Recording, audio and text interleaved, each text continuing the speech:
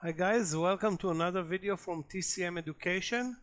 We're going back to our power list, which is the source for our best trades. Obviously this is not live, and we'll try to do a live session today. This is June 26th after 11, and of course tape it and air it.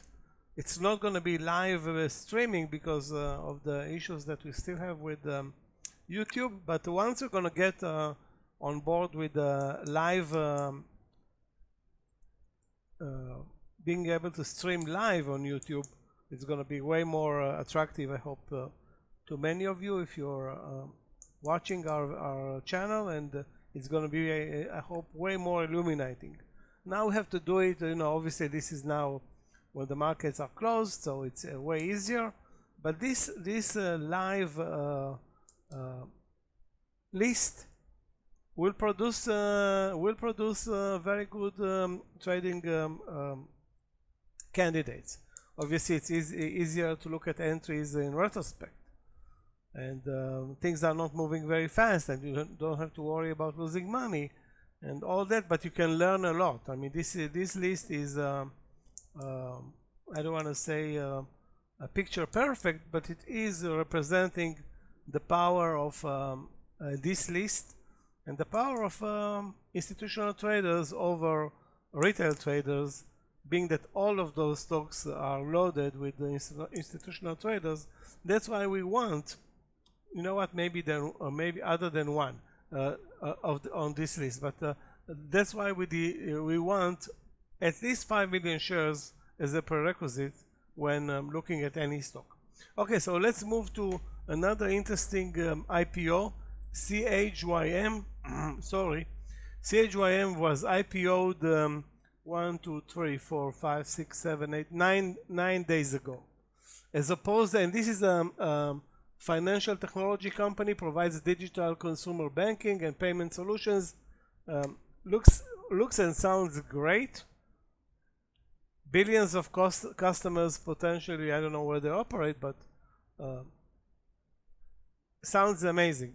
So what happened? Immediately after the stock IPO'd, you can see that it started to sell and sell and sell, and basically lost. The IPO was at 43, and the stock ended up as low as 28. So that's shameful. That's 43, the IPO, and I don't know where institutional traders actually bought it. Maybe they bought it way cheaper. It opened at 43 to the public, and traded lower for 6 days. 1, 2, 3, yeah, let's call it 6 days, and maybe it found a base, and finally we're seeing an important green day yesterday, and this is a signal. IPOs tend to be very volatile. Sometimes the IPO volatility runs out after a couple of days. Sometimes it continues like CRWV or Circle Internet. Those stocks are on fire. They're running on all cylinders since their IPO. Okay, so again, you're not going to get extreme volatility 2 or 3 months after, but CRWV is clearly a winner. Circle went from 30 to 300. Now it's at 200, but that this stock is here to stay, or most likely. Again, we're talking about very short term because we are day traders. Now we're looking at day trading opportunities. Obviously we're going to look at the 3-minute chart and see what happened yesterday, and if we can bring this stock back into our charts, being that it traded more than 5 million shares. Take a look at the price section, and let's see what happens. So basically yesterday the stock closed on Tuesday at 29, opened at 30, pulled back $1, broke 30, and clearly this was this was the money trade. Now, who was one? I'm sure that 99.999% of traders weren't watching the stock yesterday. There was no reason to watch it. And but now, after what happened yesterday, and obviously we can analyze easily analyze what happened yesterday. So that 30 entry was, obviously no reason to think that you missed anything, because again we had no reason to watch this stock. Why would we watch CHYM? 6 or 7 days after the IPO, it's trending lower. Obviously the shorts are not really available. We have plenty of other amazing movers, so no way you can focus on this one. So it runs like very, very fast from 30 to 32, pulls back to almost to the entry, moves higher again, pulls back again. So it's clear that if there was one money trade, that's that 30, and then if we look at the price action and the pullbacks, I have to say that I like this here, this pullback here to 31.50 or 31.60. And why? Because it has a triangle move. Again, it's not very easy to observe, but if you observe it, that's very helpful. So you can see this triangle and the VWAP and the move above the VWAP. So anything that has to do with the VWAP is helpful. You can buy under the VWAP, use it as resistance, use it as support. Again, the trend in this stock is positive, so you're not looking at short trades. Obviously, short trades are not really available in CHYM. Finally, the stock is moving, making its move. So obviously, you're not going to buy breakouts with huge stop losses. That's not our business to take a lot of risk, but it's our business to assess an entry, take very little risk, pay attention to the price action, use round numbers, and if we're using 31.50, let's take a look at the price action there. Hold on a second, 31.50.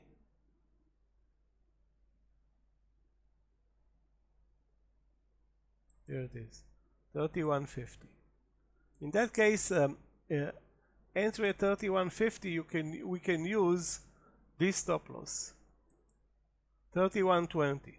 Now 31.50 and 31.30, that's 30 cents. That's less than 1%.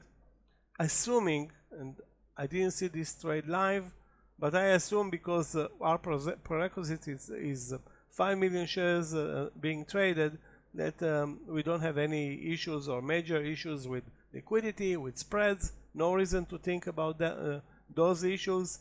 And if we're looking at the entry at 31.50 here, hold on a second.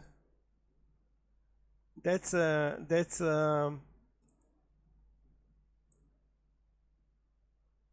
kind of a triangle. We talked about it before. So what is the outcome of this trade? Because you can see that the stock comes back to the entry at the close. Instead of closing at 34 and delivering a great move, it's coming back to the entry. So again, using our strategy, no money on this trade. So if you believe in the strength and closing at the highs, shame on this symbol for basically retreating, and basically you have to close the trade here, and this is no money to be made on this trade. So it moves from 31.50 and then it tops. Let me see the top here at 33.20. So that's nearly $1.80. Now, can you take profits on $1.80?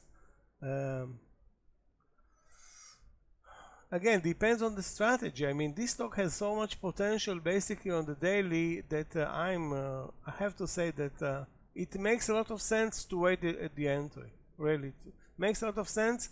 you see this 3130 sorry 3330 resistance level being tested, then this pullback fails the stock, and then it actually totally collapses back to the entry level. So shame on it. Now if your strategy is to take partials, to add, manage it differently, you're not gonna get those high flying winners, because it cannot go both ways, or you're gonna get them. I assume this 34 target would have been beautiful, but you're not gonna get a 34 target. Maybe you're gonna get it with a very small position, but you're gonna take profits along the way. I mean, if you're looking technically, this 30, let's take a look at this support level, guys. Take a look at this support level. Maybe that was a place where you can use and place the stop loss. That level is, let me see.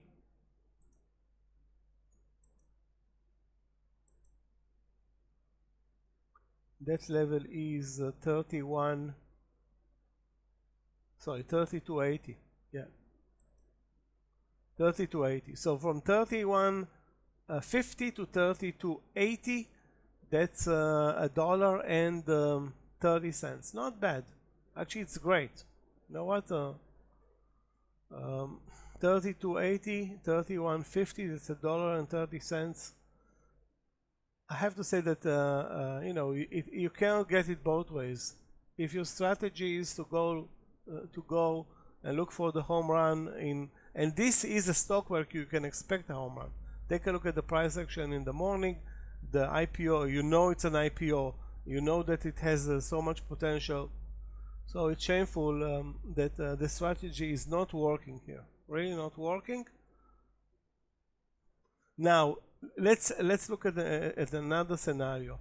The stock breaks over the highs of the day and then pulls back. What can you do? Would you leave the stop loss at the entry? I think not. I think if the stock breaks over the highs of the day, you need to elevate your stop loss at one point in the money, and maybe that point is here at 3280. Maybe the point would have been at 32, and you know, staying at the entry in this case is shameful because you leave so much on the table. That's like a move of 5% at one point. Yeah, $1.50, and that's 30 cents. Yeah, it's more than 5%, nearly 6% on the table, which is a lot. Having said that, that's trading. Sometimes you wait and you get paid in the last minutes with a 2-3 percentage points move. Sometimes the market takes everything away from you if you wait. Again, it also depends on your personal strategy and preference. I have to say that if I'm thinking about specific this stock, the potential here was for the stock to deliver at least a move over 34. It didn't do it. Shame on it. Okay, guys, if you have any comments, please leave them in the comments or email us. I mean, this is a scenario where it's very tough to swallow a 6% winner turning coming back exactly to the zero line. So somewhere in between would have been, in retrospect, applicable. Now, again, when you risk 1% and you take bigger positions, maybe you can partial them. If you take small positions, there's less motivation to partial. Again, all of that is personal preferences, and we're not gonna dwell into that because the options are endless. Thanks for being here with us. Please share this video with your friends. Thank you, and we'll see you in our next video.